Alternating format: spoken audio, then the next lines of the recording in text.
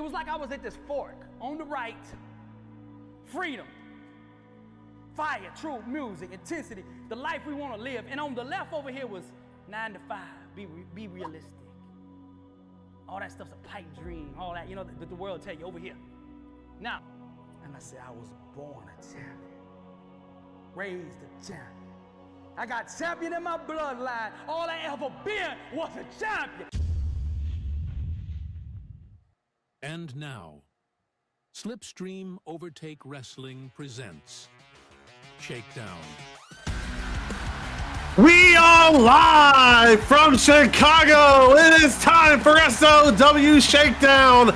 I am MD Punk, with me as always, the Devil D, and we are here to see the finale of the Winter Grand Prix and so much more.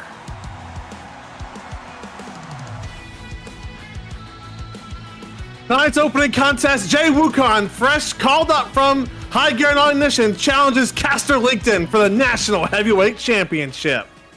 That's going to be one hell of a match. I imagine we're going to see a lot of big moves. And following that, we of course have the culmination of a big grudge, I believe, between Seiji and Chikara as they go one-on-one for the second time. The live stream implodes before our very eyes, but tonight the semifinals of the Winter Grand Prix. The first matchup, Kimura Aiko versus Bea Quinn. Can Kimura stay undefeated and continue on this insanely hot streak she's on? Well, I'm sure that it'll be a great match, just like I'm sure this one will be great as well. The second semifinals between Nishikazumi and Do Haiyun.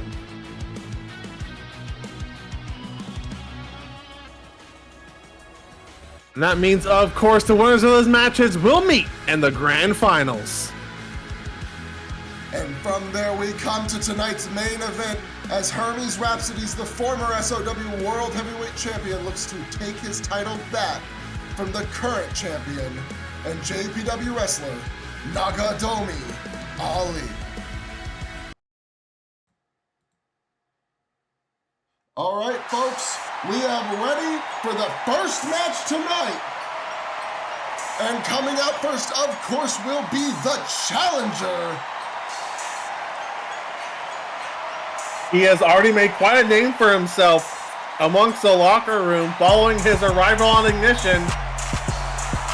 Yes, he has. This is standing. I don't see the card. We'll just have to go without the nameplates for this match, I believe. This is, of course, the unbounded Wukon.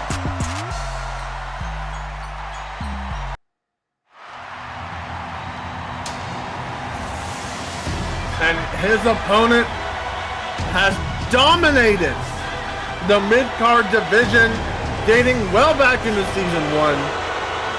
He is the reigning, defending SOW National Heavyweight Champion, the Emperor, Kastor Liechten. Absolutely, this man has been dominant his entire time here in SOW. Fight. Managing time and time again to get the best of his opponents, but I mean, we just started with a massive spine buster from Wukon. Yeah, that was a statement. First move in the match. He did say this was going to be a meat match, a heavyweight, a classic heavyweight bout. I don't know if Kastor necessarily agrees, but oh my God, going for a power bomb this early, tossed out of the ring. Yeah, Wukon definitely going to look to inflict as much damage as quickly as possible, but as we know about Kastor, that is not necessarily his forte. Look for Kastor to slow down that pace, and oh my goodness, as he gets tossed like a sack of potatoes. But oh my God, another attempt, Kastor throwing him over. Kastor is a big man with a lot of power in his own right. He just chooses not to use it, wrestles a more technical style for the majority of his matches. Oh my but Lord. Wukon's really looking for this power bomb. Kastor not allowing it to come through. Oh, attempts to pick him up for a toss of his own and oh my gets God. down. Yeah, so far this match definitely leading more into what Jay Wukon said it was going to be. Kastor almost having to wrestle purely defensively to start this match, which I think surprises both of us. Yeah, I've never seen Kastor on the back foot to this degree. And this is one crazy match to have that. You see those headlocks, the strikes. He's trying to slow down Jay Wukon, but so far it's not working. He just lifted up again.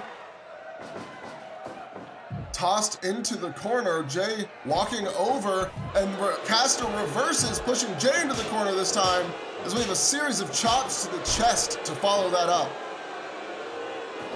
Oh, now it's Jay's turn to toss Kastor out of the ring. Kastor immediately back in. Not surprising. He does not wrestle outside of the ring. But the ring is his sacred mat. Oh my God! Another spinebuster! This is a statement for sure from Jay Wukon. He Oh my picks up God! Kastor again. Kastor fighting off with the elbows again. Yeah, Jay Wukon's got some bad intentions when he gets Kastor onto his shoulders, but so far, this defensive style that Kastor's having to wrestle, he doesn't necessarily seem phased by it, and it has been relatively effective, and making sure Jay doesn't completely run away with the momentum of the match. Oh my God. Wow, what a turning body slam there. Almost a power slam. Wait a minute. Oh, he tried to get him up again. Kastor he has that powerbomb spotted. Jay Wukon's gonna need to wear him down more than he has in order to get it landed. Yep, and he's blocking a lot of his moves off the ropes as well. Oh my God, wait a minute. He's got him up. This is a bad position. Wait, it's a backdrop! Super backdrop from the top, but Kastor gets right back up. Yeah, you could see the initial shock, but it wasn't enough to keep him down. So he sets Jay up into the center, then tosses him to the corner with a big chop. And oh, Jay once again using his own weight to press down on Kastor. Gets him a 1 count this time. Using that size to constantly shift the momentum, but he got baited by Kastor.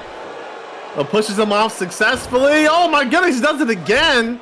They were in the ropes that time. Kastor is really trying to look for some kind of move to throw Jay off and slow down the pace, but Jay is just not allowing it to happen. Every time Kastor is going for what I think might be a body slam attempt, Jay Wukon, wait a minute! An elbow from the back, but Kastor way back up, tosses Jay into the corner. He looks mad. Yeah, Kastor does not like being upstaged on the biggest stages here. German suplex! He holds through, throws him to the outside. Yeah, Kastor's not gonna like being upstaged on a pay-per-view stage such as this one. Jay Wukon needs to be careful as this match continues. It will go into Kastor's favor, and he's gonna force Jay to use up as much strength as possible. And Jay just hit a solid backbreaker pendulum style there, and is currently in control of this Magnolia. Oh my God! Bounce! But Kastor's the first up. You can see his defensive style has allowed him in this match to retain his breath more and more, whereas Jay has been exuding as much power as he can. He's tiring himself out here.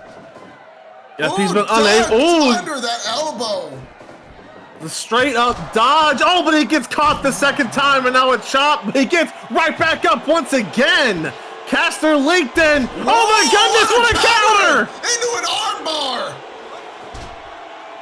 Kastor with that ever intelligent style. The German countered. It! My God! These two are going crazy to start. Threw him across to the outside.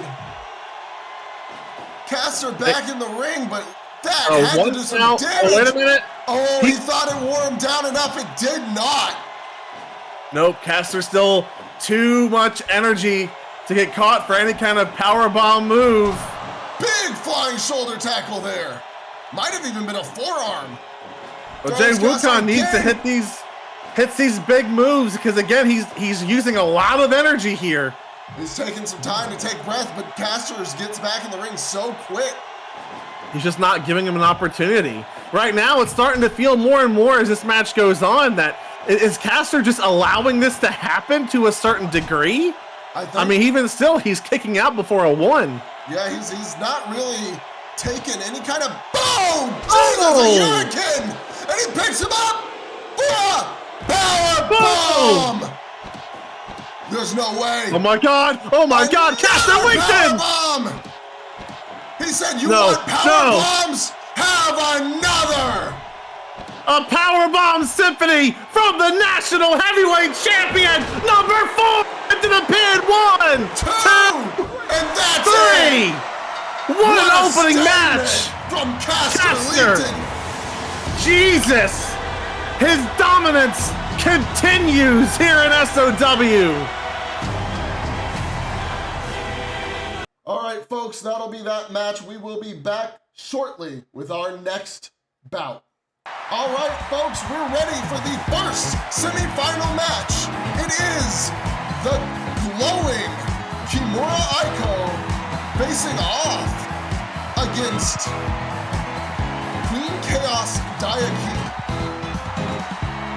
Both of these women with very strong performances in this tournament. Kimura Aiko specifically, people have said, quote, has awoken after kind of like people would say a meh kind of ending to the first season here in SOW. Since the start of the Winter Grand Prix, she has been locked in, going undefeated in the main tournament. Absolutely, standing at 5'4", weighing 119 pounds, glowing Kimura Aiko has really had a run. Her and Nishikazumi both coming into this tournament undefeated so far, which also makes them undefeated in Season 2. If either one of them makes it to the finals, that means that the finals will consist of at least one undefeated wrestler. And if both of them make it, we can still have one of them undefeated through the whole season. Of course. This would be absolutely insane, but this woman right here has something to say about that. I was just gonna say, in order to reach that, she has to get through the 5'10", 229 pounds of pure chaos, Queen Chaos, Daiki.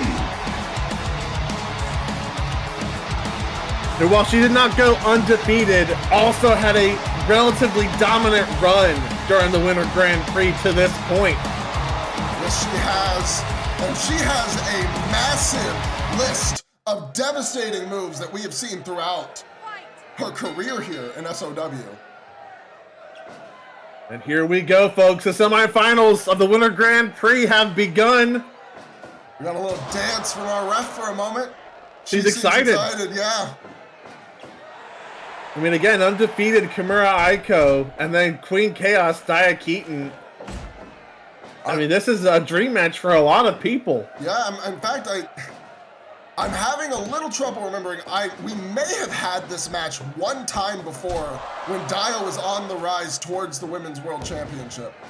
I think we did, but it just feels like the Kimura Aiko we have now is not the same one that we had during that rise. I totally agree. As these two are still chain wrestling. Dia showing off her technical chops here against Kimura Aiko, though not necessarily fully coming off on top, though she does manage to get the final move in that current exchange. Aiko with an attempt at a package pin there, and then just a headlock takeover. Look at that Hopefully, again. oh, look at, wow. Aiko's really trying to sneak in an early win here.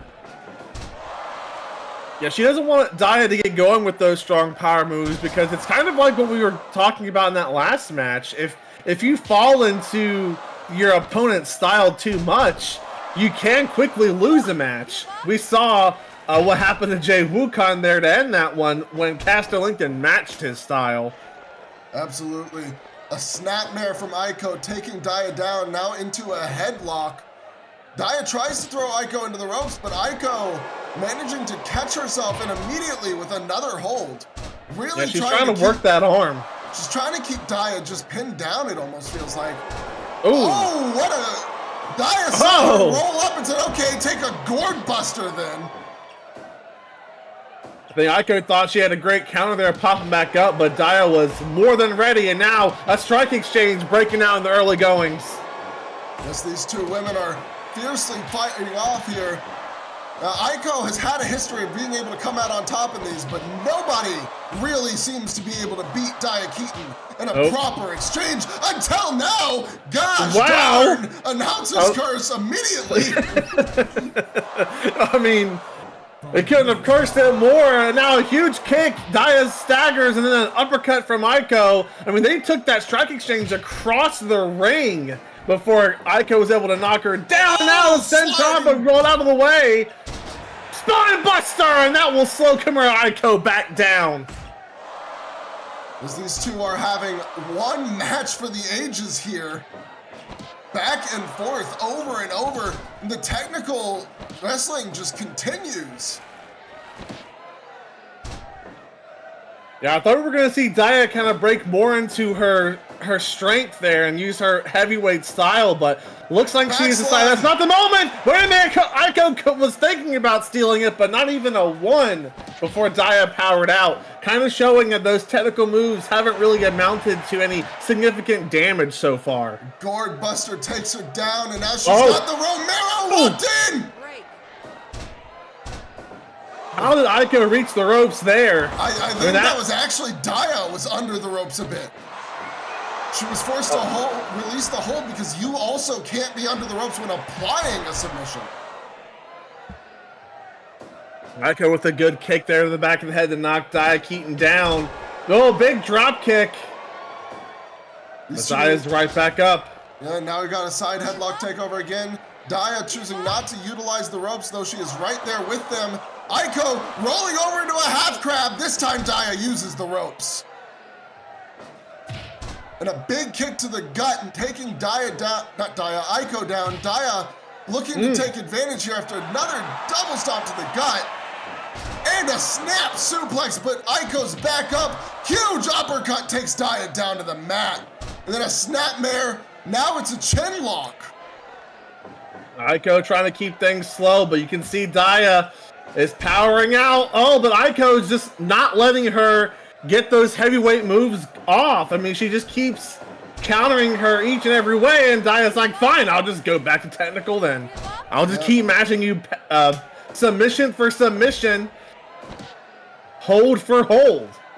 Yes, indeed. At this stage, it looks like every time Bea looks for a counter into something that would give her a little space, Aiko immediately responds with something technical. Oh! Attempt for a glowing suplex, unable to land it, as we are now 10 minutes into this match. Aiko rolling around, managing to counter the attempt at a wrist lock, getting one of her own grounded. She lets go there. Looking to catch her breath for a moment. Now, maybe some frustration there from Bea just using the closed fist, which, you know, luckily the ref might not have noticed. Definitely was to her blind side there. Those closed fist moves typically considered illegal in professional wrestling. But if you're Bea Quinn 10 minutes into this match and you still can't use your full moveset, you've got to do what you got to do if you're in her position. There's a damn shot at the Women's World Championship on the line tonight. Yes, there is indeed. This tournament ends. The winner will take that title of Grand Prix winner and use it to get their title shot at Winter Drift. Now Chikara Aiko standing alone for a moment. They're going to catch her breath, but drop kick from Bea Quinn. Could this be the moment she's looking for? No, Aiko counters already. An attempt at a suplex there. Oh! Reverse, but then reverse again, and then reverse again into a Cazadora stomp. But Aiko's right back up, grabs that head. Spins her down. Oh my God! Now squeezing on the leg there. She had focused so much on the arm earlier and has noticed it probably hasn't done too much. So at this point, just find any kind of weak spot in Bea's game and try and capitalize with these holds. Uh-oh. Dodge the spear! What a dodge! Yeah, Chikara Aiko's wrestling on another level. Oh my God! Could that be it? No! Aiko kicks out. That caught her and us by surprise. No doubt about it. Bea Quinn now looking to seize control. A snapmare takes her back to the mat, though, as Aiko continues catching her breath here. Oh my God, what a roll through! Northern Light suplex immediately rolled through into an armbar. One of the 1,004 holds in her repertoire.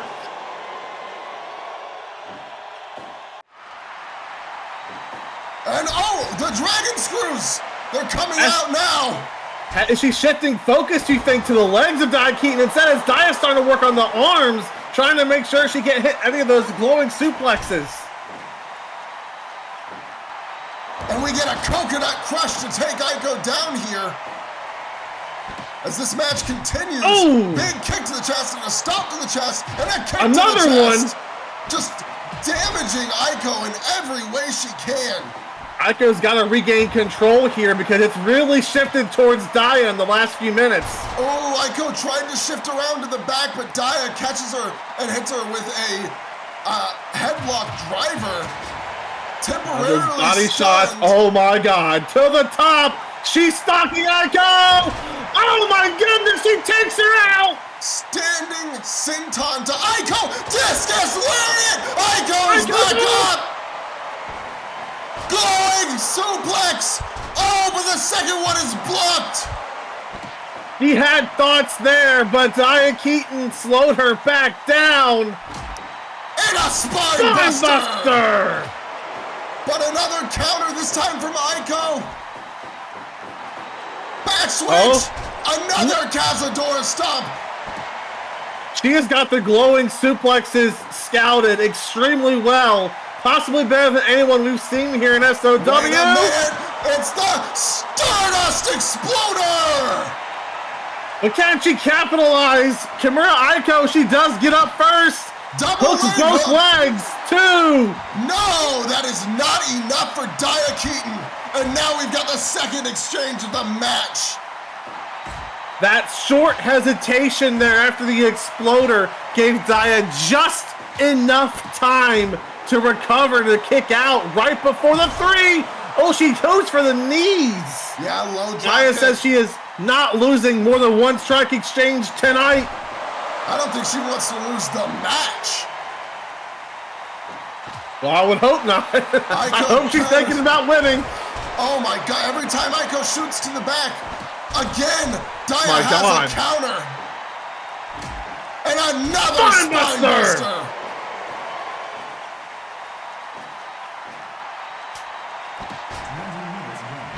20 minutes gone in this 60-minute matchup, and these two are still going at it. Another powerbomb! But she's not under the rope. See that? She kicks out. Man, that great camera angle to catch that.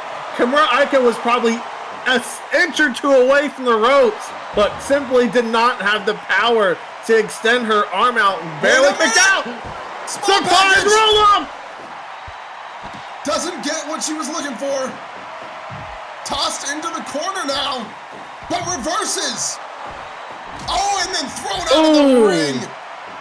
Uh-oh, and now this is where things get dangerous when you wrestle Bea Quinn. As a reminder. Wait a minute. Oh, no. Oh, my God. Mad World double pump handle powerbomb. But Chikara with the huge knee strike, and then back into the ring. And that's what I was worried about right there. She's got the light tube, but she drops it. Spinebuster! She missed it by just an inch, I think. She would have spinebustered Aiko right down onto that light tube. She hits her with the cross body, doesn't get quite all of it. Small package again. Chikara Strife baiting her. Ooh, no! Just barely able to get out of the small package there. Aiko, oh my God, every time Aiko gets to the back, Dia's so quick to reverse. Unless Aiko's gonna use that light tube herself, she needs to get out of this corner, but that's not gonna happen right now, because here it comes! Cannonball! And it destroys the light tube! And she's picking her up for this. We've seen this before, the swing out bomb. Not even going for a pin. Bea Quinn wants to make sure the next pin is the last. But Chikara Strife does not give up. She keeps skidding up. Just gets lariat! And now both women are down. And these are the semifinals. Aiko's up first. Are you kidding me? Behind her, but once again, every time she gets back there, Daya is so quick to roll through. Aiko reverses, glowing finale, but against the ropes. She finally hit one, but it's like Daya knew she could take it because the ropes were so close. What a match! Here on Shakedown, Daya Keaton had bad intentions, but Aiko rolled in just in time. Small package, 1, 2, no! She was looking for it there, but unable to get it. At this point, Aiko's just looking for a way to end this match. Dragon screw! Dragon screw! And she's got it in the STF! Will Daya tap? No, she will not. Ropes. Wow.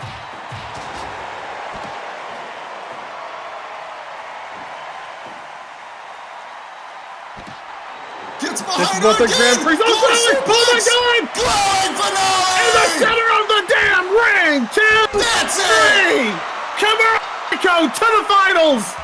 She's still undefeated on top of it, but what a match between these two. That might be one of the greatest women's matches we've had here in SOW. And that's saying something. All right, folks, we will be back shortly with the second of the semifinal matches. All right, folks, after that banger of an opener, we move on to the second of our semifinal matches of the Winter Grand Prix 2025. And coming out first, standing at 5'3", weighing 110 pounds, it is the North Star, Nishi Kazumi. Now, like we talked about with Kimura, it's very important to note that she is also going into this match a perfect 5-0. Yes, but she is up against a woman who wants to face Aiko more than anybody else in the tournament. Because if Doe can get through this and beat Aiko in the main event, she will clear herself. Oh my God, she has special lights. Well, this is Do Hyun's first ever pay-per-view appearance in SOW. And she has demanded that she gets her full introduction, so give me a moment. Standing at 5'3", weighing 108 pounds, she is the Nightmare Princess, the Clockwork Orange, the Dread Pirate, Do Hyun!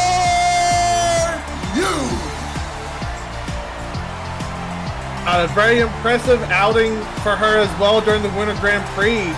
As we all know, like you kind of said, her whole mission here in SOW appears to be eliminate Kimura Aiko, but she has to currently defeat her, I believe you were going to say, to free herself of the step up or shut up stipulation between them, correct? Absolutely, because if she does not, if she doesn't beat Nishi and Aiko tonight, she will have to at least defeat 10 other opponents before she can ever challenge Aiko again. And if she manages to beat Nishi but loses to Aiko in our finals, then it'll be 20 opponents. That would essentially lock her away from a lot of the upper echelon scene of the women here in SOW. I wonder if she would even just try and get those outside the company. She'd definitely have to go and wrestle outside the company if she wanted any shot at Aiko before, I don't know, June? Well, could you imagine how she'll feel? Oh, huge running knee there by Nishi. Knocks down Do Hyun, but imagine how Do Hyun would feel if she makes it to the finals, loses to Aiko. Aiko gets a challenge for the Women's World Championship and wins it while Do is stuck having to face people around 20 women around the world and win all 20? Oh my God, you'd have a crisis. Wait a minute. I just want to address something you stated there. Are you actually suggesting Aiko will win the title? No. I said if. What? It was all a... There's an... I'm gonna have to talk to Bea about this. Don't you dare talk to her about this. This is a what if scenario for Do Hyun's worst nightmare. Obviously, Bea Quinn losing the Women's World Championship would be my worst nightmare. Okay. But thankfully, regardless of who wins out of these 4 women tonight, well, there's 3 women left now with Bea Quinton's elimination. Praise be to the Lord. There's no chance. You watched that match too, didn't you not? Yes, I mean, I did. who in their right mind wouldn't be worried about Bea Quinton, especially considering how her first match with Bea Quinn went. But yeah, I mean, I don't think any of these 3 women left really have a chance at beating Bea Quinn for the Women's World Championship, even an awakened Chikara Strife, because Bea's got that monkey off her back. She won the championship from her huge running knees by Nishi. Yeah, Meteora in the corner there. And now she's now she's going to the top. That was a crazy visual effect that got added there. Yeah, I'm not quite sure what the cameraman was thinking on that one. But, It's probably just a lens blur, you know, he's got to switch the little lens out real quick, but it looked cool. Did look kind of cool. It looked like she was really flying off the top. Both these women like to have their opponents in the corner, so it'll be interesting to see like how much damage actually gets dealt in the corners The here. sacrifice! Daryl Miedo, goddamn. Another shooting peach right in the corner. Wait a minute, Oh! counter! Northern Lights! And then a throwing belly-to-belly suplex! But Doe's up first. Whoa. Well, I was gonna say, you can't use that. not in Dodging the that ring kick. anyway. A nice Tomo Nagai there to toss Doe well away from that spike bat she brought in. Yeah, that's smart on Nishi's part. She's not really, like, she can go into hardcore matches, but it's not a style she prefers. So it's very smart for her to try and keep Doe out of that corner, but Doe puts her right back in it. Nishi countering out. Oh, is she calling for it? She's pumped up the fist. And wait a minute! Polish knocking Doe onto the spike bat she brought into the ring! The announcer's jinx strikes again, as I'm like, yeah, Nishi probably doesn't want to use the weapon. Well, how about Polaris onto a barbed wire bat for, quote, not using a weapon? I mean, Oh. dragged, barely missed it herself. Now Doe throws her to the corner. Probably a little concerned now. Oh, but she gets Nishi elbowed counters. down. Oh my God! Oh my God! Okay, I don't know if I can necessarily condone that from a strategic perspective, but Doe clearly has a sense of humor. She does. I mean, she comes from that entertainment scene in Korea, so it would track. Yeah, she does, absolutely. I don't think I've ever seen her do that before, at least not here at SOW. Little shades of Samoa from one of our Korean pop stars. Oh! Oh my God! A nice Shades of Bane! tosses her to the center, and then sitting on her base. It should have been me! I was wondering if you were going to say that, to be completely honest with you. Oh, a calf crusher! Doe fights her way out of it, and then goes for a jumping arm breaker. Pulling Nishi away from the ropes. Aiko's still in my brain after that match. Oh, now Nishi targeting the leg of Do Hyun. And well, we've got a little bit of an exchange going on now. Some straight middle kicks from Nishi as Doe just rocks, punches, and punches. The middle kicks take her down though. And here we go with the big leg lock. Deeply walked in. Doe manages to fight out again. Locks in a headlock. So now, oddly enough, after that fast-paced sequence, both women looking to kind of slow things down for a moment. Both of them probably needing to catch their breath. That knee to the gut ain't gonna help you catch your breath whatsoever. But now Nishi really getting a moment to recover. Yes, she is. Oh, the dragon screw. And more combos down to the legs. But Nishi still needing to catch her breath here. Taking time to get back up. Oh, Doe tries a headbutt, knocks herself out, takes a big knee to the face in exchange. She tosses Nishi to the corner, the shooting peach once more. And now I thought Doe Nishi up was top. going to go for her own offensive sequence there, but Doe was able to counter it.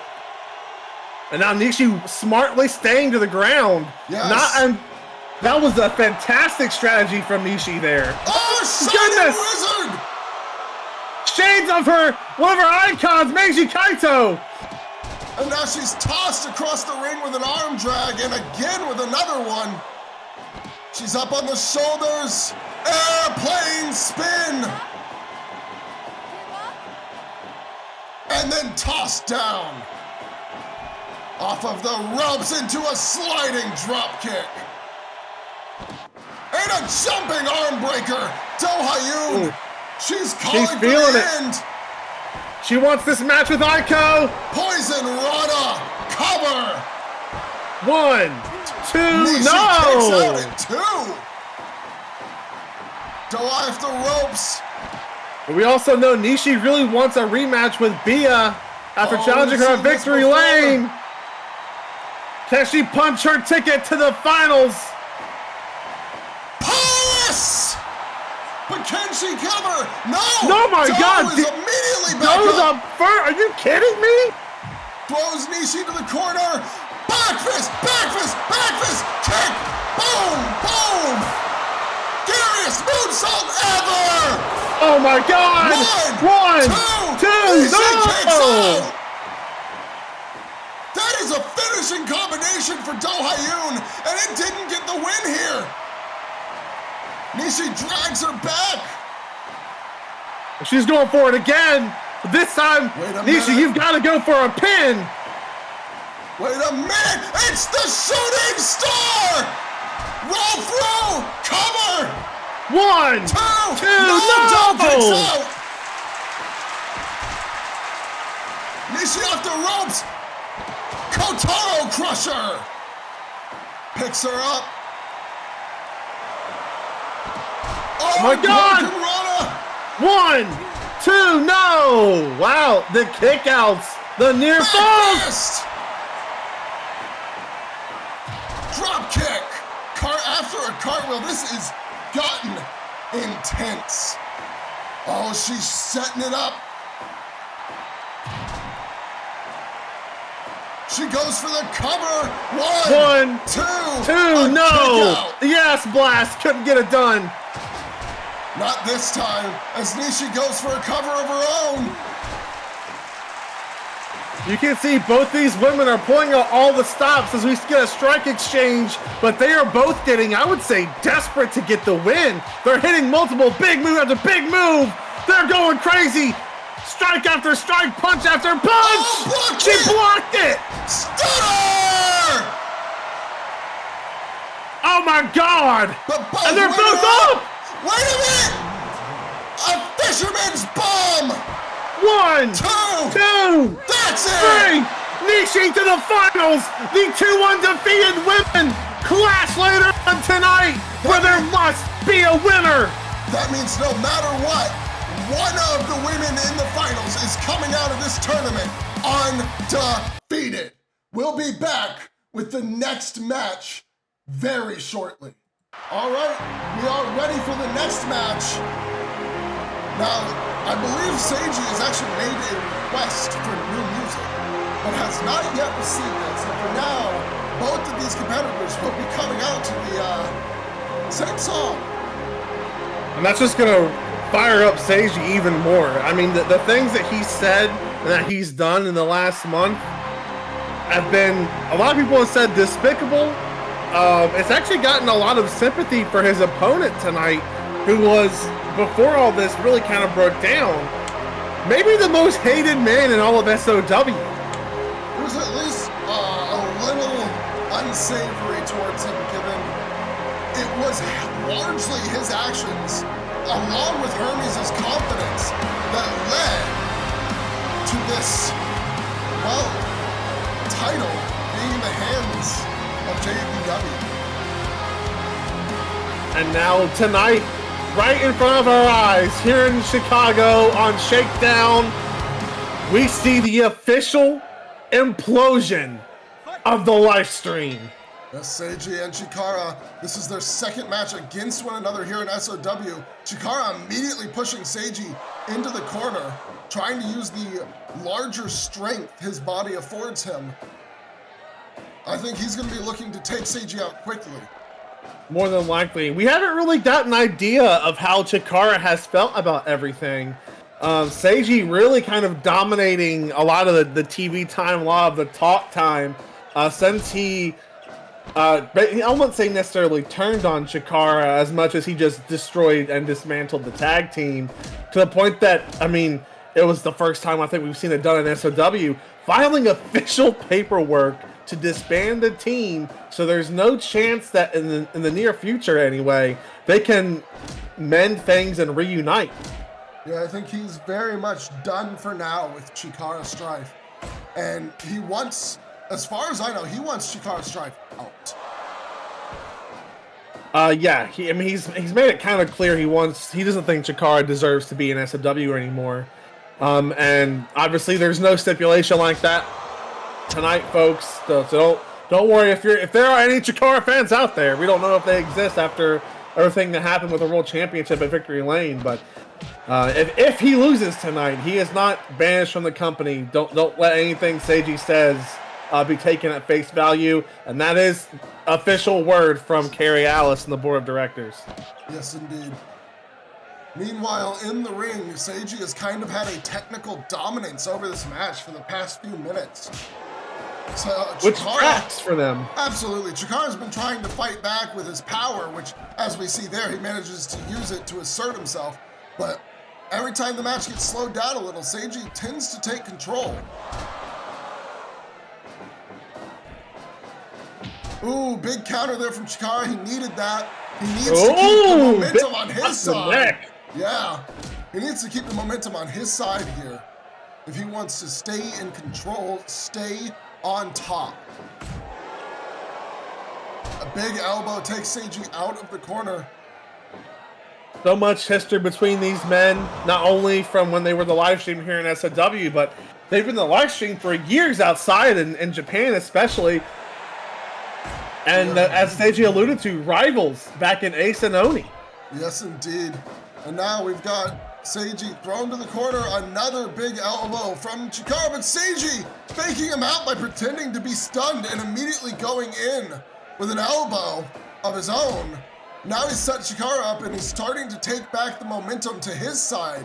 And Chikara immediately has had enough of that. You can just see how well these two men know each other inside and out. Their entire movesets. There's nothing they can hide from each other at this point. Elbow drop to the lower back area. That's going to deal some damage there. Oh, just a big smack to the back of Seiji's head. Disrespectful. He's not going to take that lightly. I guess, you know, with the things Seiji says, people would probably say that he deserves a couple slaps to the back of the head. There's some short elbow strikes to the jaw and to a foot DDT. That'll do a lot of damage to the knee there, jamming it pretty roughly. Counter Another with an counter. arm drag. Oh. That double chop hurt, but it definitely didn't cause enough to rock Seiji any. And Seiji just responded with another dragon screw to take Chikara down. Chikara tries to roll out, gets a headlock, but manages a fireman's carry. And now he's got Seiji's arms. Seiji turning, switching the pressure. And now he got a snapmare into a chin lock. Chikara showing that he still has the ability to grapple and wrestle that technical style with Seiji. But Seiji's is, oh my, I mean, the chain wrestling here is next level from what we're used to seeing in SOW. Yes, it is. It's just back and forth, hammerlock into a hammerlock into a hammerlock. Now a takedown into a headlock, but countered this time Seiji with the fireman's carry with both arms being trapped. They've reversed roles completely here. Chikara finally ends the sequence. Yep. Seiji counters again. And to another arm lock, Chikara rolling out. A leg trip takedown there. These two Seiji showing he's got the power advantage there with the flex. Oh my goodness, what a kick to the head. Both men down. Both needing a breather. Chikara up first, but Seiji not long after. Atomic drop. All right, folks, we lost the feed. We'll be right back. All right, folks, we are back with the feed. They refused to stop wrestling during the time we were trying to get the feed back, unsurprisingly for Seiji. And as we've come back, they're locked back together. The match time has been restarted at 20 minutes. So this 30-minute match will have 20 minutes remaining from here as they continue to wrestle. Seiji catches the leg there. Yeah, I mean, the entire time, the ref was doing everything in his power to get them to stop. The second he said, oh, we're having technical issues, Chikara, like, turned his back and Seiji smacked him across the back of the head. Kind of revenge for that one from earlier in the match, and the brawl just resumed. Yeah, and it has been going ever since. As it currently stands, we just got a massive, high-speed running bulldog. Ooh! As Chikara stomping on Seiji's head there. But he doesn't let that stay locked in for long before he's able to break through. Like we said, these two just know each other so well that these submission holds don't get to stay in for long. No, they do not. Every time one is applied, ooh! Ooh! Big kick to the face there. That's one thing you got to notice. We were probably in around the midpoint of a normal match for these two, but now... Oh! Oh, drop kick! I think Seiji realized that he thought the fist drop was coming, so he was getting up, but Chikara shocking him with a drop kick. However, he might have hurt himself. Yeah, I think he landed in a way that took the wind out of his own lungs. Chikara, neither of these guys are spring chickens, but when you get a little older in your wrestling years, those big moves, you have to be very strategic with when you use them. And as we saw, a bad landing just resulted in basically the move doing nothing. Ooh, another Manhattan drop into a belly-to-belly overhead style. Both men back to their feet.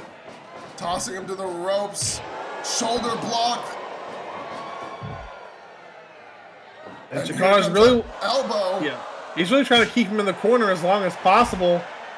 And now a strike exchange breaking out between these two. The disrespectful slaps to the head knocks Seiji down. The 5 minutes of the new 20-minute time limit have elapsed. And another massive slap from Chikara to Seiji. And this time, Chikara's the one thrown in the corner. And Seiji with some tops to the chest.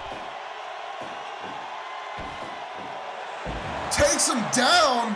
I thought he was going to like buckle bomb him or something for a second. Another elbow drop to the base of the neck. Multiple elbow butts to the chin. Chikara shrugging them off. Puts Seiji up top. What's he thinking God. Here? Ooh, he's thinking nothing. Seiji into one, a roll two. Gets kicked out of at 2 by Chikara. Uranagi. With authority. Yeah, flips Seiji over after the landing. Off the ropes, double chop to the skull. I think Seiji was preparing to dodge a different move there, just like before. Chikara changing up his moveset ever so slightly. And now to the top. Oh my God! Seiji's in trouble. After all the shit he talked, he might get his comeuppance tonight at Shakedown. Chikara's looking strong. Chikara's looking incredibly strong here. Seiji takes him to the center. He goes to the corner. Wait a minute. With a thrust drop kick. Takes now Chikara looking to regain complete control. Chikara throws him back into the corner. He's putting him back up top. What was he thinking last time? Wait a minute. No way. It's the Buster Bomb from the top. That's gotta be it for Seiji. He kicked out. Are you kidding me? And Chikara can't believe it either, going right back for another pin. Yeah, he hit him with that Osakatari bomb. And then a big black hole slam, but gets countered. Chikara Super kick. Trying to keep control here. He's trying everything he can to put down his former tag team partner, his career-long rival. But Seiji keeps getting back up. Man, 30 minutes may not have been enough time. The way these two are going. As we get a counter there. Oh my God, another Buster Bomb! 1, 2. Seiji kicks out again! And a DDT to the leg again. Rolls him over, picks him up. Off the ropes. Elbow to the back of the skull. Picks him up again. And a massive back fist. 2, kick out. But Seiji won't stay down. Seiji refuses to lose to Chikara specifically. That's the vibes I'm getting here. Any other competitor probably would have been able to defeat Seiji at this point, but his hatred for Chikara is that strong right now. Absolutely. Oh my God! Pop-up European uppercut. And Chikara's telling him to stay down. Saying, do you see how much power I have? Hits him with a water reel drop, but wait a minute! What? Wait a minute! Seiji! It's the Seiji Clash! Into a pin! 1, 2, 3! That's it! Seiji does it! Chikara started running his mouth and it cost him, gave just enough of an opening for Seiji. He took every move Chikara had and kicked out of all of them, and then won the match with the Seiji Clash, as he has instructed I call it from now on. Folks, we will be right back with the next match after this short break. And we are ready once more. This is the Winter 2025 Grand Prix Finals. Coming out first. Standing in at, as I've said before, 5'4", 119 pounds.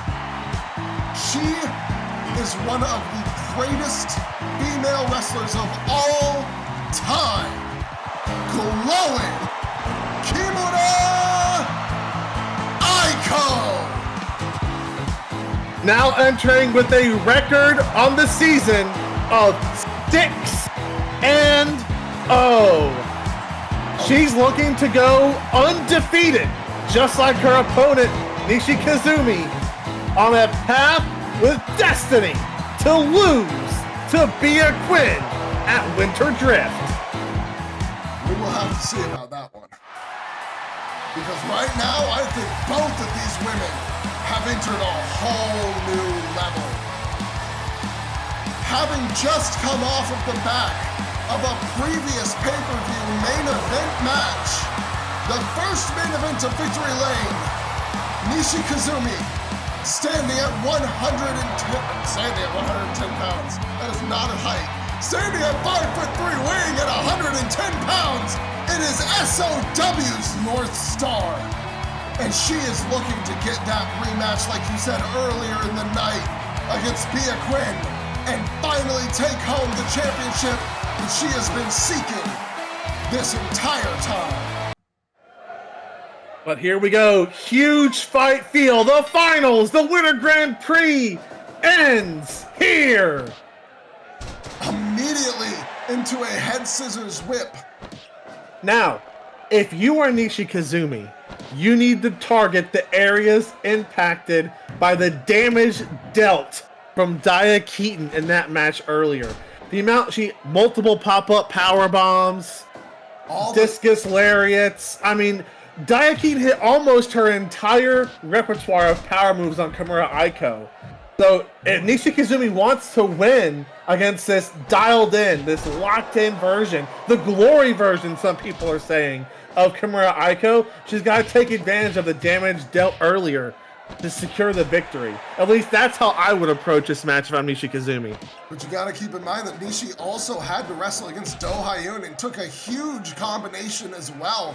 Multiple strikes, a kick, the butt to the face, and then the scariest moonsault ever. And while she may have survived it, that doesn't leave an unlasting impression. So neither one of these women are at 100% for this match. That's what I was gonna say. Yeah, well maybe you should be lead commentary in the future instead of color, huh? You consider that? No, because color is fun. Yeah, fair enough. As we go, back and forth body slams from Nishi, but Aiko rolling right up, throws her in the corner.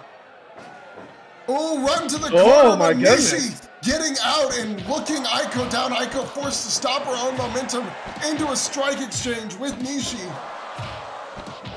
Aiko having managed to actually defeat Daya earlier in the night and manages to do the same here with an uppercut, taking Nishi down. Leg drop. Leg drop, brother. Just out of nowhere. Oh, the STF! Oh, STF! And Nishi was slow, but she managed to break out. Now Aiko set her back up. She gets it this time, that kick in the corner. Both these women really wanted to punch that ticket to Winter Drift. Again, people are saying, now, you've seen her in Glory, but people are comparing her, especially after the match with Dai earlier tonight, saying this is the best Kimura's looked since she was in her big run in Glory. Would you say that's accurate?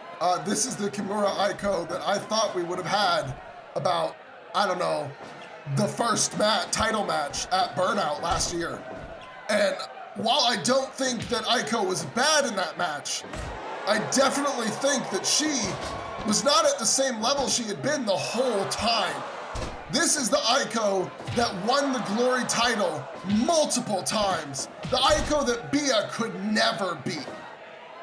And the one that she will beat if Kimura can escape Shakedown tonight and challenge her at Winter Drift. You are always on Bea's side, I know. So He's the longest reigning champion in SOW history. Of how many champions? It doesn't matter. It's still her stat. She gets to say that whenever she wants, and until she loses that title, it's accurate. She outlasted Hermes' run. Kastor did not immediately win the national championship. Otherwise, that would probably be hid. Well, they'd be equal because both of those titles were crowned at Burnout. Well, there we go. Yeah, but it won't matter. That stat won't last when she loses the belt to Aiko at Winter Drift. Or Nishi. You counting Nishi out already?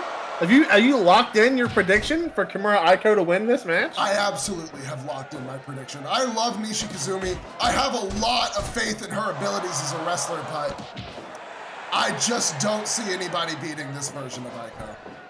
Even Bea Quinn will look forward to proving you, Aiko, and the rest of her haters wrong when she officially puts Kimura Aiko in the past. And Bea Quinn can move on to continue her dominant run here in SOW. That's what both of these women are fighting for. A chance to lose to Bea Quinn in Bea's first title defense of the new season. Nishi, just to point out, Nishi has tried to look for the Polaris multiple times, and Aiko multiple times has moved out of the way. Ooh, a roll-up, but Nishi... Oh, it's a little too close. Yeah, a little too close. Nishi able to grab the ropes with the arm that was not trapped. Snapmare there. Aiko taking Nishi to the ground. Knee drop. We are 10 minutes through this match, which has a 60-minute time limit. And if somehow they go to that 60-minute time limit, it will be sudden death. Because there must be a winner tonight.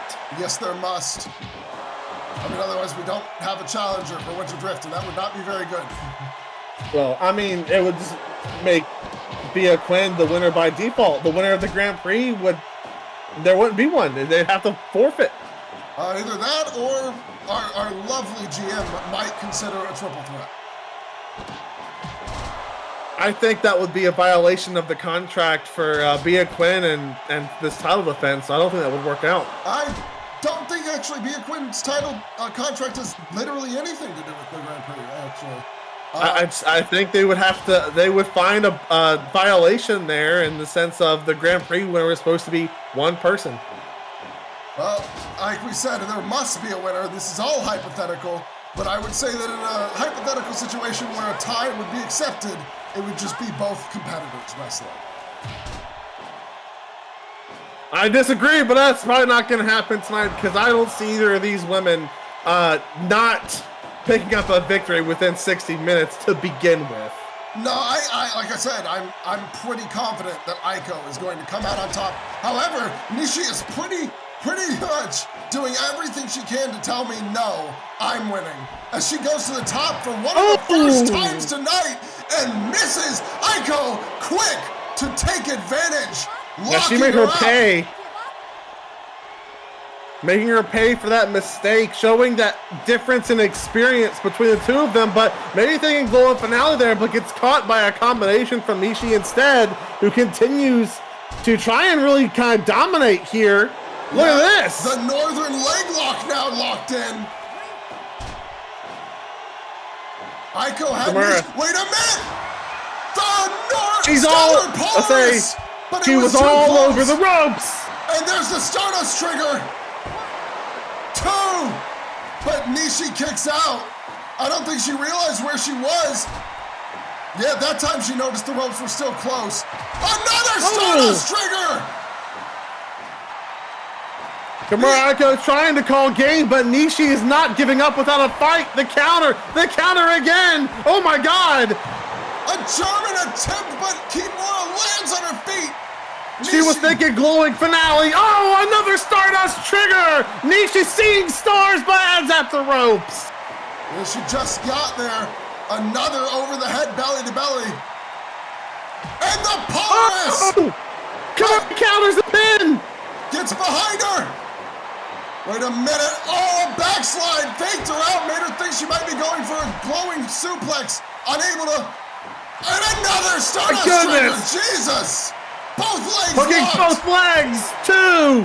No, that's not enough. Oh my God. That, I swear I heard the ref's hand hit the mat there. Goodness. What a call by the ref. Oh, but Nishi to the outside. Big. Huge drop kick. Cripples Kimura. Grabs a weapon. Whoa. That is a side of Nishi. I think she thought twice about it. She left it outside. Hits a Pele kick, but Kimura gets back up. Another Nishi definitely Pele had. Nishi had some dark thoughts there. She quickly second guessed herself because we were saying earlier that's not her style. But maybe we're. Oh my God! What a hammerlock DDT! Maybe we don't know Nishi Kazumi as well as we thought. Well, she hasn't ever seemed against help before when help comes in a match. She might just be in it for the victory no matter what. And now double knees hits it this time. Kimura unable to dodge. Hooks the leg. 1, 2, but no. 2. Kick out with attitude. Man, Nishi has been throwing these belly-to-belly suplexes throughout this match, trying to wear Aiko down as much as she can. Aiko gets behind her. Nishi forces her way out. Here it comes, the Stardust Exploder! Just like before, Kimura's too tired to immediately capitalize. The same thing in the Daiki match. 2. And once again, it costs her. And now we know what Nishi's looking for here. Oh yeah, it's coming. The Polaris is coming. Can Kimura survive it? Can she counter it maybe even? Polaris! No! Come on! She goes 1, 2. No! Oh my God! Another kick out with authority. A big knee to the jaw there into a cover. I think we just had the 20-minute call. Aiko pulling her down into a triangle choke here. At this point, if she can't hit the glowing finale yet, you might as well try and make her tap. And now getting a moment to recover. Why is he throwing her to the opposite side of the ring where she did not get a weapon out? Nishi back into the ring now. Big European uppercut. We've got another strike exchange. Kicks her down. Oh, the Stardust trigger. 1, 2. That's it. Kimura Aiko wins the Grand Prix. You gotta be kidding me. Told you. This is an unbeatable Well, folks, as you gets a shot at Bea Quinn, I've been told that the production team has something to show us. Oh, can't you see we're running out of time. You're gonna lose your mind if you think you're doing fine.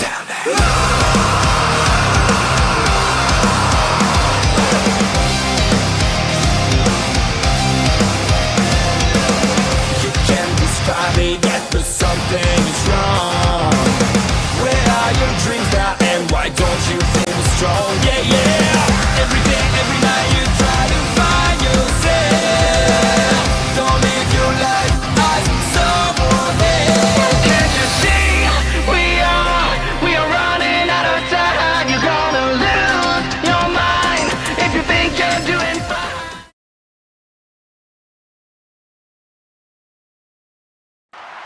All right, folks.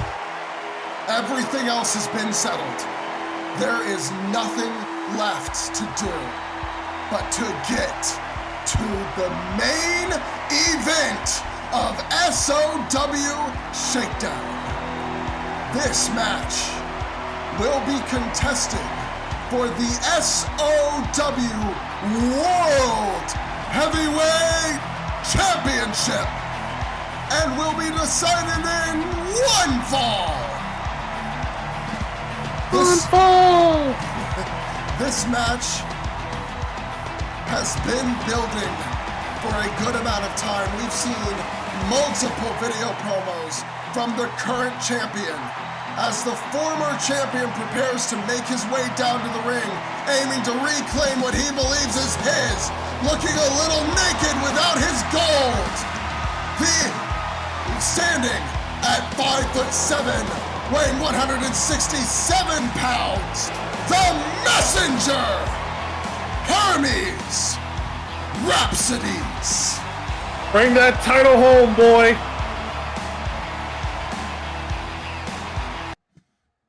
But in order to do so, he has a very dangerous man to get through.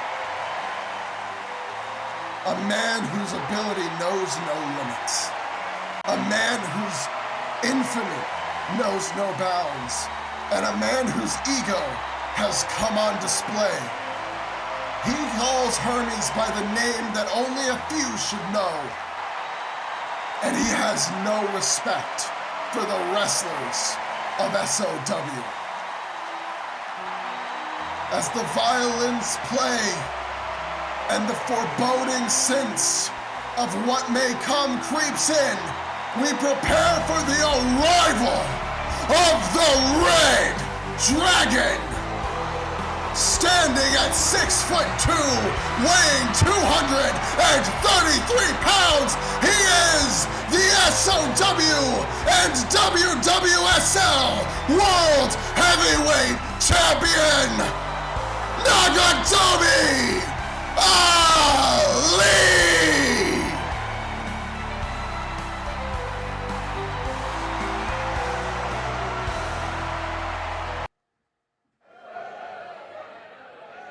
It is time for us to get started.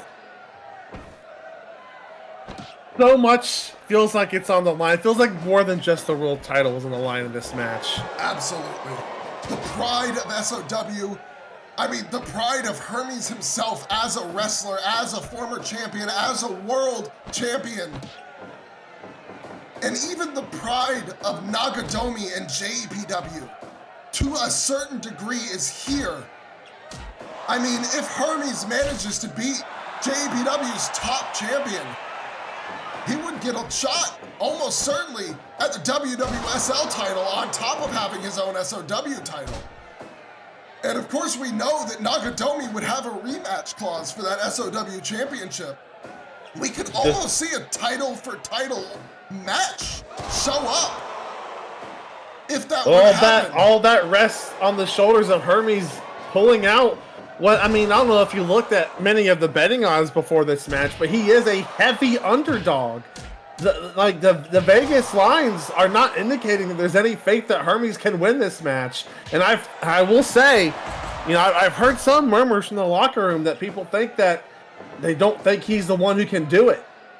Well, there are a lot of doubts that ride on this, especially given Nagadomi's performances in SOW so far.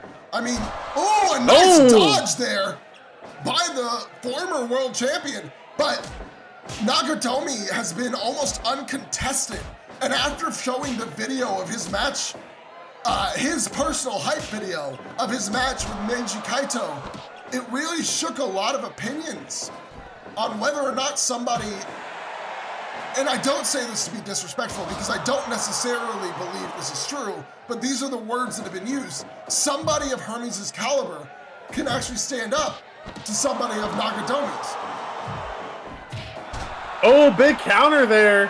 Hermes calling in, drop kick! He's looking for support from the fans here tonight. Nagadomi with a low drop kick into a drop kick off of the ropes. Hermes shooting through to the back, dodges an elbow there. It's a little kick in before they separate. It just feels like Nagadomi is intentionally going blow for blow with Hermes. Like, Hermes hits him with a drop kick, he hits him with a drop kick.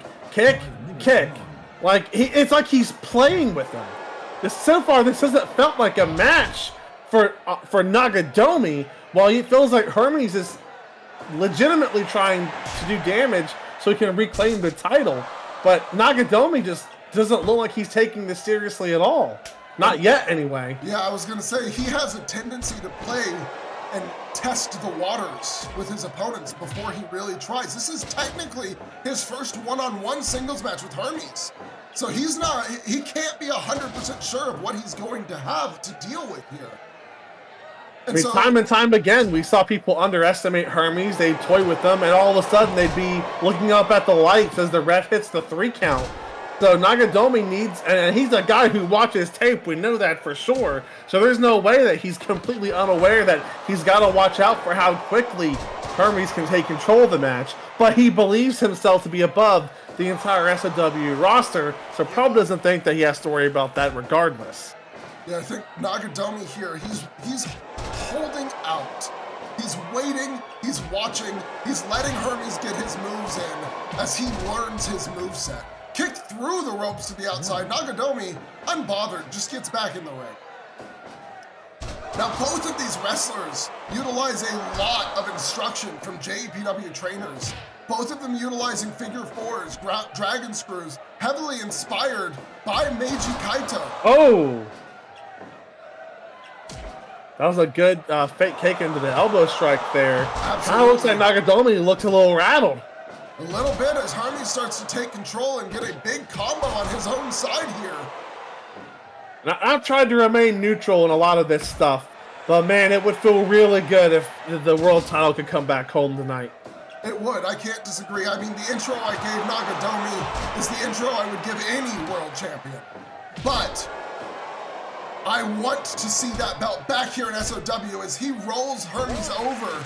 And Hermes kicks out at one. A strong kick out, gets a clap from the crowd.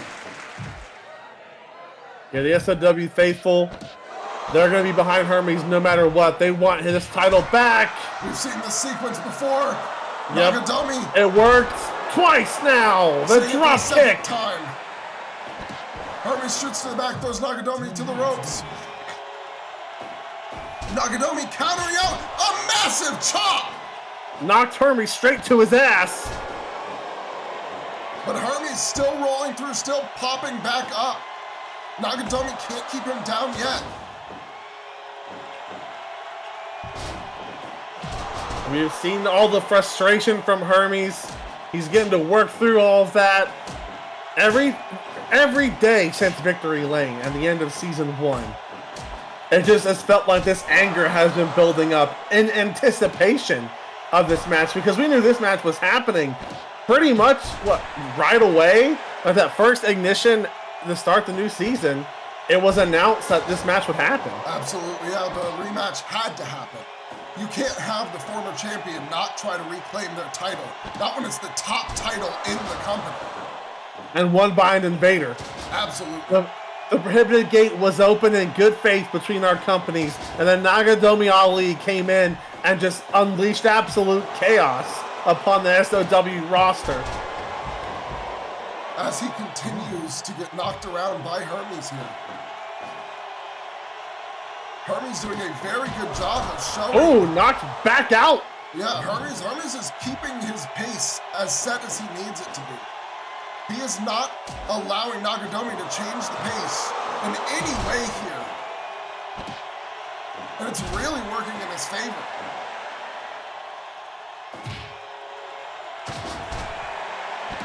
Nagadomi trying to fight back and find a pace that works for him instead. Hermes shoots to the back, tosses Nagadomi, goes for a leg trip, gets blocked, but hits a super kick, and another hook super kick there. But Nagadomi with a reverse water wheel there. Baited him in for it too. Oh, now Hermes setting Nagadomi into the center, but just picks him back up. Oh, and here we go again, drop kicks. Nagadomi up first afterwards as well. But Hermes, not one to stay down for long.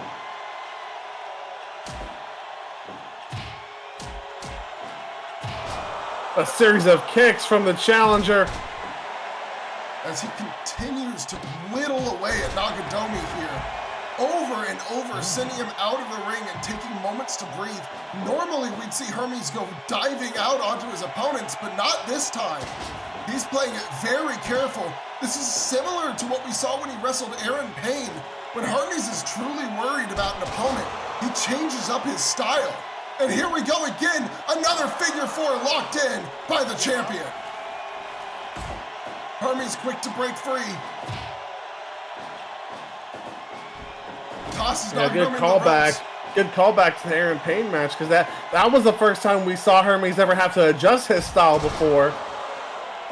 And he's done it here again tonight against Nagadomi, showing, oh my god, the rapid fire elbow strikes. He's showing patience, something we've never known Hermes to have. Oh! As he ducks under another knee strike attempt.